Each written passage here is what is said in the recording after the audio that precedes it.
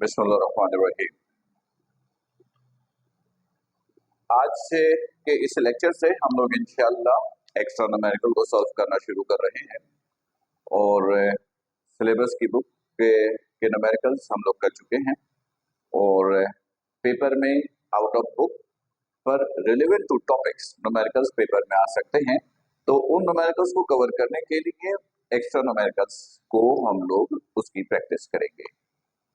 आज हम लोग जिस न्यूमेरिकल को करेंगे आप लोग वर्कबुक में देखिएगा, ये नंबर 1 है, क्वेश्चन नंबर 1। आप लोग अपने अपने वर्कबुक में देखिएगा क्वेश्चन नंबर 1। इसका ताल्लुक कार्नोट इंजन से है। इसका ताल्लुक किससे है? कार्नोट इंजन से है, ठीक है, जो कि हम लोगों ने सेकंड लॉ ऑफ थर्मोडायनामिक्स जो कि यूनिट नंबर 17 में हम लोगों ने पढ़ा। चलिए न्यूमेरिकल करना शुरू करते हैं। एक्स्ट्रा न्यूमेरिकल नंबर 1, ये एक्स्ट्रा न्यूमेरिकल है, ये एक्स्ट्रा न्यूमेरिकल है, ये एक्स्ट्रा प्रॉब्लम्स कह लीजिए, एक्स्ट्रा न्यूमेरिकल कह लीजिए, और ये नंबर 1 है, ये नंबर 1, दिस इज नंबर 1, ठीक है। थोड़ा ऊपर लिख देता हूं ताकि आसानी हो। ये एक्स्ट्रा न्यूमेरिकल, ये एक्स्ट्रा प्रॉब्लम है और इसका नंबर 1 है आपके वर्कबुक में। तो देखिए मैं पढ़ रहा हूं, आप लोग देखिएगा वर्कबुक में। A Carnot engine performs 200 joules of work। एक कार्नोट इंजन है, कह रहा है कि 2000 जूल्स का वर्क परफॉर्म करता है, यानी work done, W। This is 2000 joules, 2000 joules. And rejects, यानी जाया करता है, and rejects 400 joules, 400 joules of heat to the sink, sorry, and rejects 4000 joules of heat to the sink, not 400 joules, 4000 joules heat to the sink। Sink किसको कहते हैं? Cold reservoir को।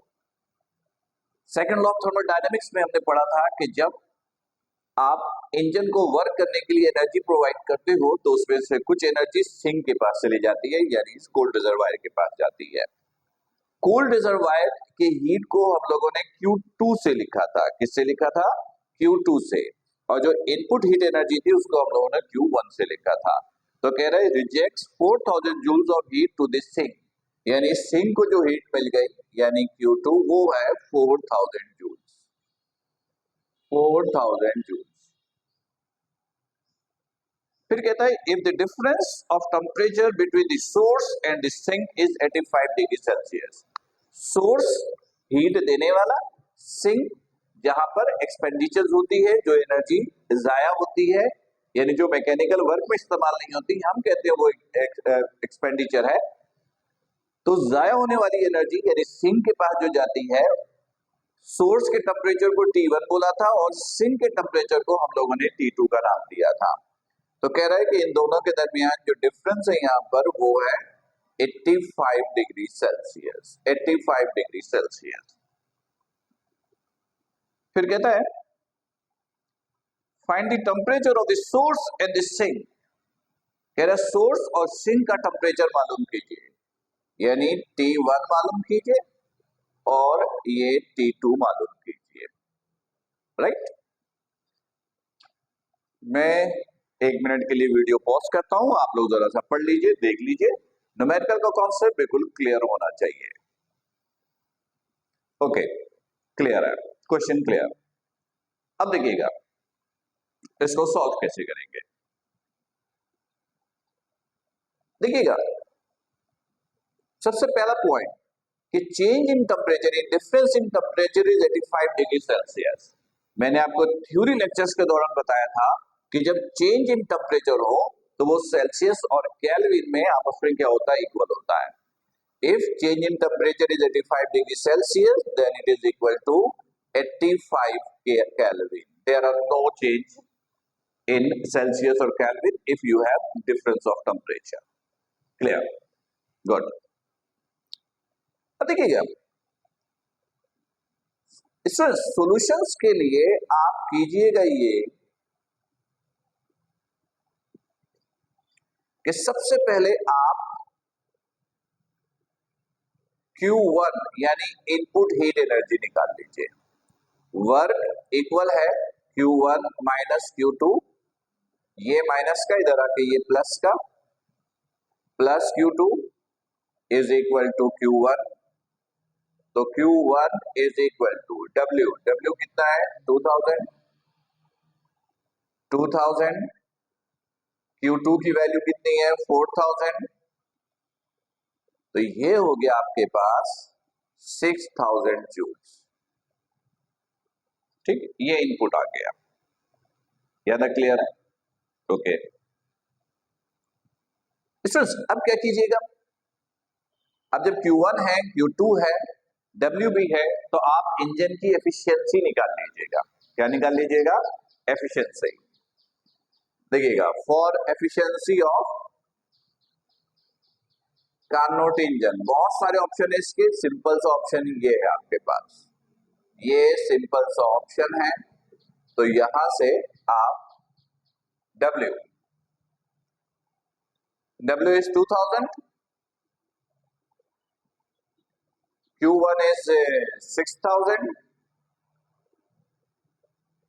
100 divide multiply कीजिएगा, ये एफिशिएंसी आएगा this %। ये आप calculate कर सकते हैं, मुझे कैलकुलेशन की जरूरत नहीं है कि मैं कैलकुलेट करके दूं। यहां तक क्लियर है? गुड। अब देखिएगा ना, अब ये एफिशिएंसी का फॉर्मूला यूज कीजिएगा, 1 minus T2 over T1 into 100, चाहिए? एलसीएम लीजिए, तो ये हो जाएगा T1 minus T2, this is 100। यहां पे एफिशिएंसी की वैल्यू पुट कीजिए, ये एफिशिएंसी ये ऑलरेडी परसेंटेज में है, जैसे अगर फर्स्ट करें कि ये आता है 33.3%, तो आप यहां लिखिएगा 33.3, क्योंकि ये फॉर्मूला ऑलरेडी परसेंटेज के लिए है। इसकी वैल्यू पुट कीजिएगा T1 माइनस T2, बल्कि मैं आपको एक और अरेंजमेंट करके दे दूं आसानी, T1 को इधर ले जाइए, E को इधर ले आइए, T1 minus T2 over E into 100। अब देखिएगा T1 माइनस T2 ये गिवन है केल्विन में, एफिशिएंसी ये आ गया है, पुट कीजिएगा, यहां से T1 आएगा, ये जो T1 आएगा ये केल्विन में, ये किसमें आएगा? केल्विन में। और फिर इसके अंदर आप पुट कीजिएगा T1 minus T2 is equal to 85, तो T1 85 को इधर ले आइए, माइनस 85, ये प्लस का इधर आकर माइनस का इधर आकर प्लस का, ये T1 की वैल्यू यहां पुट कीजिएगा, और यहां से आप ये T1 की वैल्यू पुट कीजिएगा, और यहां से आप T2 कैलकुलेट कीजिएगा, ये भी किस में आएगा? केल्विन में। राइट, क्लियर है? तो स्टूडेंट्स, ये एक इंपॉर्टेंट और कॉन्सेप्चुअल न्यूमेरिकल में समझा जाता है इसको। मेरा ख्याल है कि ये न्यूमेरिकल का कॉन्सेप्ट बिल्कुल क्लियर हो गया होगा, अब आप इसको आसानी से अटेम्प्ट कर सकते हैं। फिर भी कोई प्रॉब्लम हो, कोई कंफ्यूजन हो, तो लाइव सेशन में फिर इंशाल्लाह हम लोग डिस्कस करेंगे, और तब तक अपना ख्याल रखिएगा। अस्सलाम वालेकुम।